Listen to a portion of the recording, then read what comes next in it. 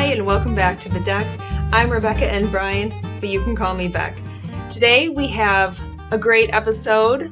One of the things I wanted to do with this channel is bring authors on who really have the branding thing down.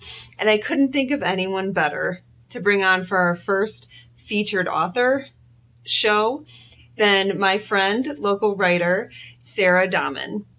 Sara has published a number of books, including a series of children's books, women's fiction, and also her Flats Junction historical fiction series that includes Tinsmith, 1865, and Widow, 1881. And from there, she went on to publish a nonfiction book called Copper, Iron, and Clay, A Smith's Journey, which is about her own journey to becoming the only female coppersmith, which is a pretty amazing story. I can't wait for you guys to hear it.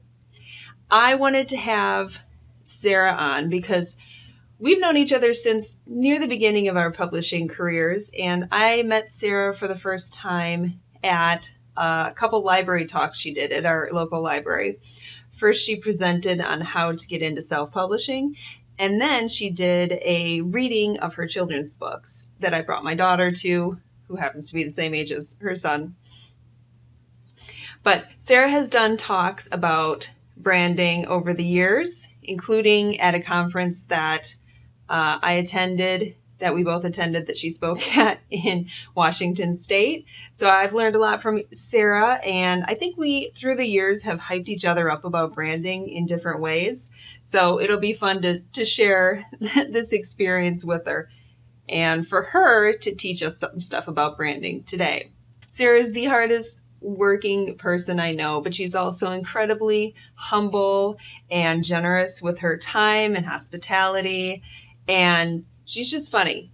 It's going to be a great interview. Let's not waste any time, and we'll get right into it. Hi, we are here with Sara Dahmen. She has invited me into her beautiful home, and we are going to talk today about branding. It's very exciting. So, Sara, how did you first get into writing? That's kind of an unfair question because I feel like I've been writing since before I could spell. And I did look back at notebooks of things that I wrote a few months ago, and I was like, wow, I had no idea of pacing. It was like they got married, and then they had a baby, and then she was a teenager, and then the next page she's like getting married, and then the next page they're grandparents, then they're dead. Like I actually have a tombstone. Like total poor pacing, but it was always in my blood. So it was always part of me. It just I always assumed it would be a hobby and never a career, and now it's a career. And so I guess I can say like I got into it because it was born in me. Yep. I think a lot of us can relate to that. So we met probably, 8 years ago now? 7 years ago? Something like that. It's been so long. But I will always, and this is like one of those little known stories that maybe someday will be dug up in 20 years and be like, aha. But the whole branding I've created is totally inspired by you. She was the one that sent me down the rabbit hole. So like, true story, unmask all of the other like marketing parts of this. But when you had your book, your first book, not Center Stage, Front Row. Close enough. I read it. Yep. I did read it, and I reviewed it, and it was awesome. When you had Front Row come out and you had that book bag with your book on it, and so that people would know that you wrote this book and that you were branding this book in a way that I had not seen any other indie writer brand their work before. And I was like, oh, what a good idea! Brand myself. So then you ran with it and kept running and fell down a hole and kept falling. And then I remember sitting in my office months later, maybe, I guess, barely, and I was like, wow, like Rebecca, she's branded her books. Like, what would I use to brand my books? who, it's all about kitchenware and cooking and housekeeping at that point. And I fell down the whole like, oh, I should do a cookware line. Why not? An American-made cookware line. Why not do that? That would be amazing. No one's doing it. It's all brand new. It's kind of bringing back the past. And now there's a cookware line and more. Yeah. Perfectly goes with your historical fiction. It does. Yeah. And then, It went down a path I was not expecting, but yeah. So thanks. My savings account does not thank you. Yeah. But it'll work itself out. You owe me $100,000. I don't have it. So branding as a whole, what does it mean to you? Branding to me is a code of authenticity. So whatever you put out as part of yourself or your work is like a facet of your personality. That's true. So I don't think branding works if it's a persona or if it's a fake part of what you want to project. I think branding is a true thing, an authentic thing, an organic thing that you project out, whether it's all of you or a piece of you or your work that speaks, that you are allowing yourself to speak out. So for me, whether that's cookware or my fiction or my nonfiction, or the stories that I tell about myself or my life, they have to be rooted in reality. But that's like my opinion. Obviously, some people are like, a brand is like just your face and whatever you decide to show. And for me, branding is something much more intimate. Right. Because you want people to connect to it. Yeah. Right. Well, and for it to be true. Yeah. And not fake, because I think, especially in this day and age, fake branding crumbles really fast if it's not a true, authentic piece of yourself.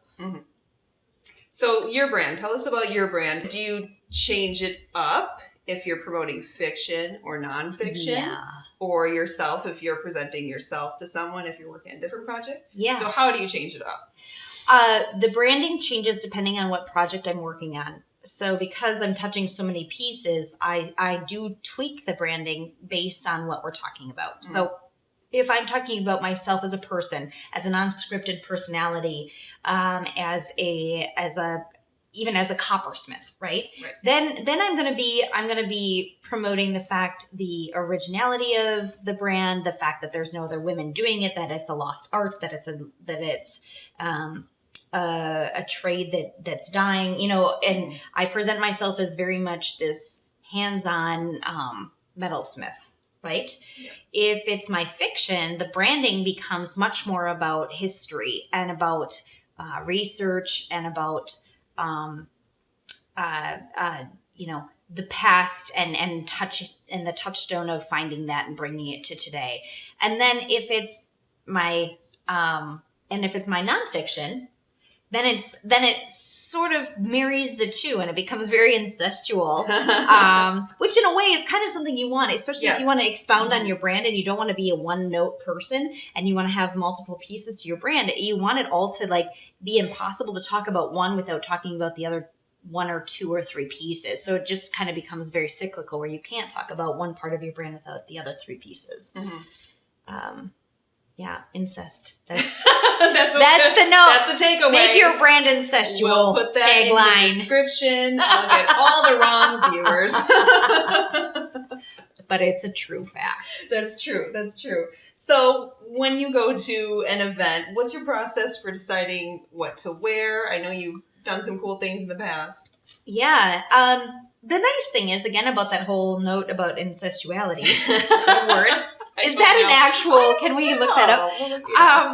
Is that whether or not I'm promoting my fiction or my nonfiction or even being myself as a coppersmith, because the coppersmith is such an old view, it's an old trade, and we do, reenactments where I can show up to an event, as I have, in full pioneer clothing, down to the petticoats. Yep. And it makes an impact. I'm able to talk about all those pieces and bring it home. So I don't always dress like Lauren Gales Wilder's mother. Right.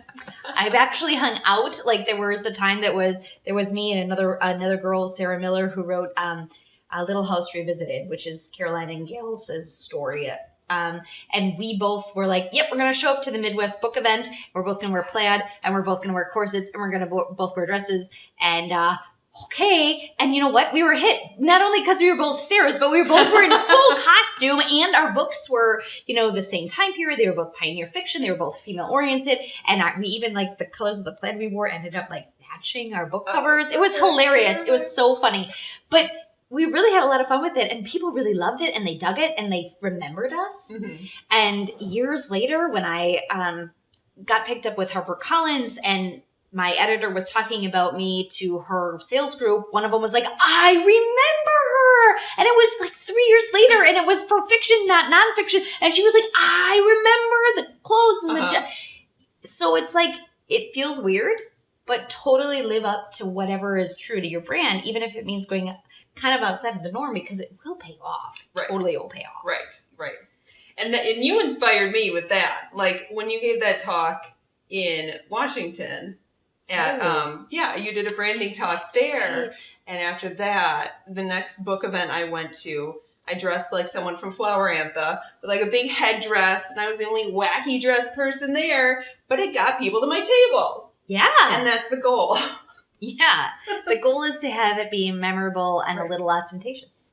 Right. Yes. That's what a brand does. Mm-hmm. So when I pitched this concept to you, you mentioned the term over-branding. Can you go too far with branding? I think so.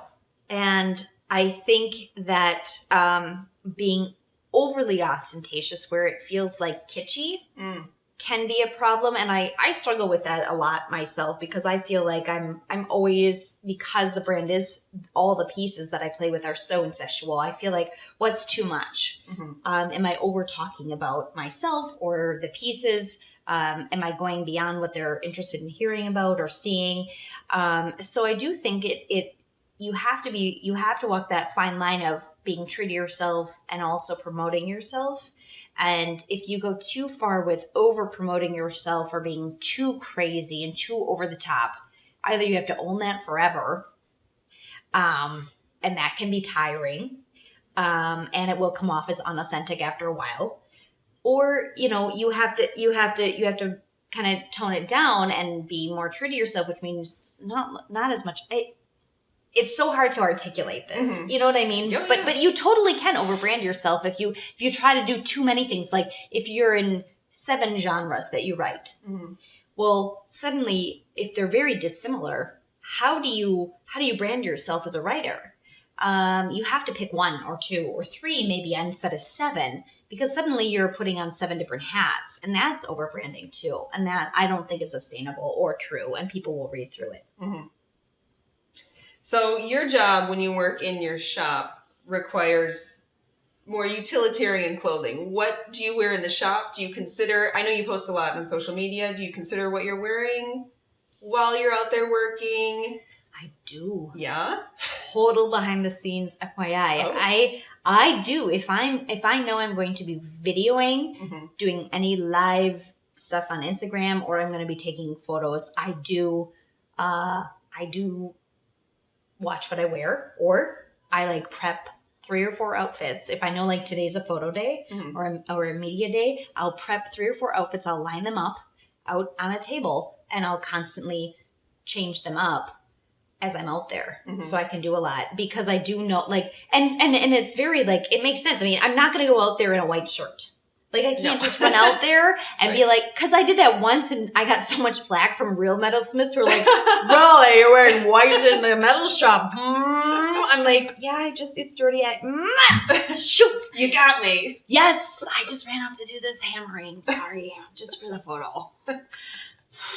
So I do watch what I wear. And because I do work with Duluth Trading Company, I am aware of the fact that if I can promote their clothing, I will, because I do wear it to point of staining. I was just telling my husband the other day, today, and I was like, I need more Duluth Trading stuff because I've burned it or I've stained it or I've thrown flux on it and I need new ones, you know, so I do wear it truly, Yeah. but I do think of that too. So there is some of that, you know, kind of promotional aspect to what I wear.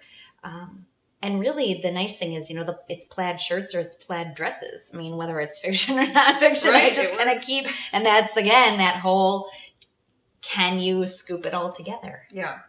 So how did that Duluth Trading partnership come to be? Oh, they were doing a model search, and they do this. I mean, they do this, I believe, every year. Or you can, on a rolling basis, submit yourself to be considered. And they're always looking for people around America who are kind of unique. They have a unique job or something that everybody does. So like either me and the violin maker and the, you know, the person who's a farrier, or it's a gardener and you know, someone who works in landscaping. So they do look for real life people who really do get their hands dirty. And I submitted, and there were like 7,000 people who submitted, and I was one of 5, I think they picked for that particular time. But they are always looking. Very cool. Yeah. Very cool. But they're very loyal. You could be the next Duluth model. If it fits with your brand. Right. I will not be the next Duluth model. If you're all about fantasy and you need to dress like a princess, you're not a Duluth model. Find a different brand to submit a model right? for. Yeah. So that is all I had. Do you have any final thoughts on branding or advice for people who are trying to figure out what to do? I do think that when it comes to branding, the more authentic and articulate you can be about your total final projection is all you need to do and all you need to focus on. Because even if, you know, I write raunchy romance under a pseudonym, but it's still a little bit on brand because it's a certain time period that I can still use.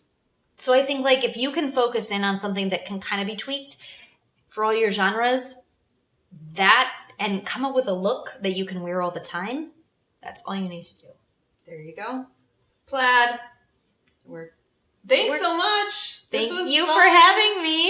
It was awesome. Yes, it was. What a great interview, right? I hope you enjoyed it. I hope you got a lot out of it. If you have any questions for me or for Sarah, leave them below. If you have an author you would like to see featured, or if you yourself are an author, contact me. We'll see what we can do. Hope you come back for the next episode of Bedecked to see which book or which informational topic I deck out next. Thanks for watching. Bye.